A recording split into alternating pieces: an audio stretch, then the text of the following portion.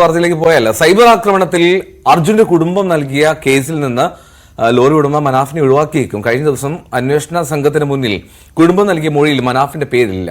ഇതോടെയാണ് പ്രതിപട്ടികയിൽ നിന്ന് മനാഫിനെ ഒഴിവാക്കാൻ അന്വേഷണ സംഘത്തിന്റെ നീക്കം. MS അനീഷ് കുമാറാണ് വിശദാംശങ്ങളുമായി ചേരുന്നത്. അനീഷ്, ഈ മനാഫിനെ എതിരെ കേസെടുത്തു എന്നുള്ള വാർത്ത വന്നപ്പോൾ മുതൽ ഒരുപക്ഷെ വലിയ തോതിൽ എല്ലാവരും ഉറ്റുനോക്കിയതാണ് എന്താണ് ഇത്തരം ഒരു സാഹചര്യം എന്നുള്ളത്. ഈ പോലീസിന്റെ മൊഴിയെടുക്കൽ കുടുംബം പൂർണ്ണമായും മനാഫിനെതിരെ ഒന്നും പറഞ്ഞിട്ടില്ല എന്ന് തന്നെയാണ് വ്യക്തമാകുന്നത്.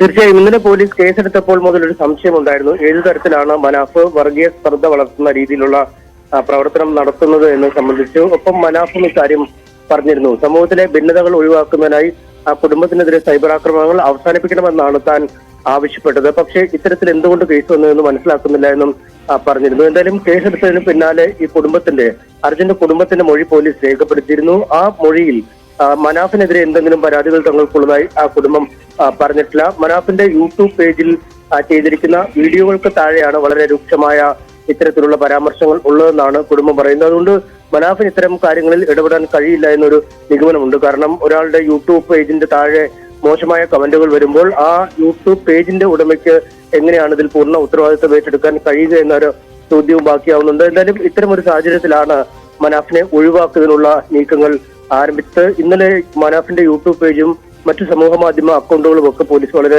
വിശദമായി പരിശോധിച്ചെങ്കിലും മനാഫ് നേരിട്ട് ഇത്തരത്തിൽ എന്തെങ്കിലും പരാമർശങ്ങൾ നടത്തിയതായി ശ്രദ്ധയിൽപ്പെട്ടിട്ടില്ല. മറിച്ച് മനാഫിന്റെ വീഡിയോകൾക്ക് താഴെ പലരും പല രീതിയിലുള്ള കമന്റുകളും ഇട്ടിട്ടുണ്ട്. എന്തായാലും ഇതടക്കമുള്ള കാര്യങ്ങൾ വളരെ വിശദമായി പരിശോധിക്കുമെന്നാണ് പോലീസ് അറിയിച്ചിരിക്കുന്നത്.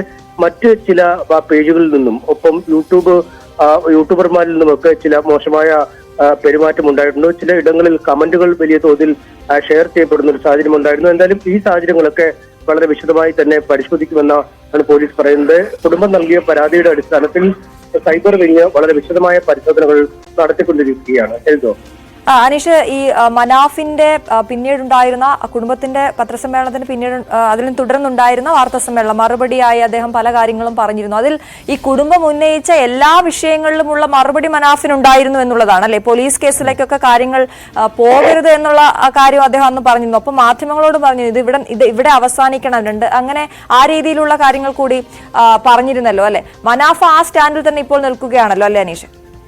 തീർച്ചയായും ഈ കുടുംബം ഉന്നയിച്ച ഓരോ ആരോപണങ്ങൾക്കും കൃത്യമായ മറുപടി മനാഫിന്റെ പക്കലുണ്ടായിരുന്നു. ഒരുപക്ഷെ മനാഫിന്റെ പെരുമാറ്റം തെറ്റിദ്ധരിക്കപ്പെടാൻ ഇടയുള്ള ചില സാഹചര്യങ്ങൾ സൃഷ്ടിക്കപ്പെട്ടു എന്നുള്ളത് സത്യമാണ്. കാരണം അദ്ദേഹം നടത്തിയ പരാമർശങ്ങളുമായി ബന്ധപ്പെട്ടോ അല്ലെങ്കിൽ അദ്ദേഹം വാഹനത്തിന് അർജുന്റെ പേരിടാൻ വരുന്നത് സംബന്ധിച്ചോ അല്ലെങ്കിൽ ധനസഹായം ലഭിക്കുന്നത് കുടുംബത്തിന് ലഭിക്കട്ടെ എന്ന് കരുതി അക്കൗണ്ട് നമ്പർ വാങ്ങുകയെന്ന് പറയുമ്പോൾ ഇതൊക്കെ കുടുംബത്തിന് തീർച്ചയായും തെറ്റിദ്ധരിക്കപ്പെടാൻ ഇടയാക്കുന്ന സാഹചര്യങ്ങളുണ്ട്. ഒപ്പം വളരെ വൈകാരികമായി പെരുമാറുന്ന ഒരാളാണ് മനാഫ്. പലപ്പോഴും നമ്മൾ ശിരൂർ മുതൽ കണ്ടതാണ്. പലപ്പോഴും പോലീസുകാരോട് കലഹിക്കുക അല്ലെങ്കിൽ പോലീസുകാരുടെ നിന്നും തല്ലു വാങ്ങുക എന്ന രീതിയിലേക്ക് പോലും അമിത വൈകാരികത കാണിക്കുന്ന ഒരാളാണ്. അത്തരമൊരു വൈകാരികത തനിക്കുണ്ടെന്നും അത് തന്റെ ഒരു സ്വഭാവമാണ്.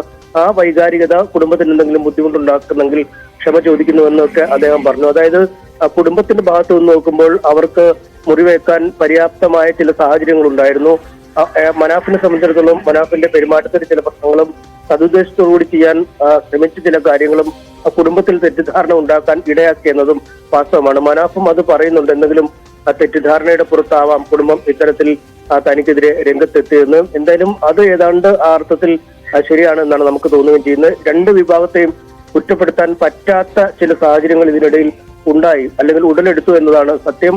അത് മനസ്സിലാക്കി ആണ് മനാഫ് ആ കുടുംബത്തോട് മാപ്പ് പറഞ്ഞത്. ആ കുടുംബവും ആ രീതിയിൽ തന്നെ അത് ഉൾക്കൊള്ളുമെന്ന് നമുക്ക് മനസ്സിലാക്കാം. ഈ പ്രശ്നം ഈ കേസ് ഒരുപക്ഷെ ഒഴിവാക്കുന്നതിലൂടെയൊക്കെ അവസാനിക്കുമെന്ന് നമ്മൾ കരുതാം. കാരണം ആദ്യം വാർത്താ സമ്മേളനം വരുത്തിയ പരിക്കുകൾ നമ്മൾ വിലയിരുത്താൻ പോലും ആവാത്തതായിരുന്നു. പക്ഷെ അതിനിടയ്ക്കാണ് വീണ്ടും മനാഫിനെതിരെ കേസ് കൊടുത്തെന്നും മനാഫിനെതിരെ കുടുംബത്തിന്റെ പരാതിയിൽ കേസെടുത്തെന്നുമുള്ള വിവരങ്ങൾ പുറത്തു വന്നത്. അതിന് പിന്നാലെയാണ് ഇപ്പോൾ മനാഫിനെ ഒഴിവാക്കിയേക്കാം എന്ന രീതിയിലുള്ള അല്ലെങ്കിൽ മനാഫ് വർഗീയ സ്പർദ്ധ വളർത്തുന്ന പ്രസ്താവനകൾ നേരിട്ട് നടത്തിയിട്ടില്ല എന്ന വിവരം പുറത്തു വരുന്നു. അദ്ദേഹത്തിന്റെ യൂട്യൂബ് പേജ് വിശദമായി തന്നെ പോലീസ് പരിശോധിക്കുകയും ചെയ്തിരുന്നു. എന്തായാലും ഈ പ്രശ്നത്തിലുള്ള മുറിവുകൾ ഉണങ്ങുകയും ശരിയായ രീതിയിൽ ഇനി കാര്യങ്ങൾ മുന്നോട്ട് പോയി ഇരു വിഭാഗവും അവരവരുടെ ജീവിതത്തിലേക്ക് സാധാരണ ജീവിതത്തിലേക്ക് മടങ്ങി പോവുകയും ചെയ്യും എന്ന് നമുക്ക് കരുതാം. അശ്വതി, അനീഷ്, ഒറ്റയ്ക്കൊരു കാര്യം കൂടി. ശരിക്കും ഇപ്പോൾ ആദ്യ പരാതിയിൽ മനാഫിന്റെ പേരുണ്ടായിരുന്നു. ഇവർ നൽകിയ പരാതിയിൽ മനാഫ് എന്നുള്ളൊരു പേരുണ്ടായിരുന്നു. മനാഫ് എന്നുള്ള പേരുണ്ടായിരുന്നു എന്നാണ് പോലീസ് പറയുന്ന കാര്യം. മനാഫിന്റെ യൂട്യൂബ് പേജിലൂടെ വന്ന വീഡിയോകൾക്ക് താഴെയുള്ള കമന്റുകൾ എന്ന രീതിയിലായിരുന്നു. അതായത് വ്യക്തിപരമായിട്ടായിരുന്നില്ല. വ്യക്തിപരമായിരുന്നില്ല.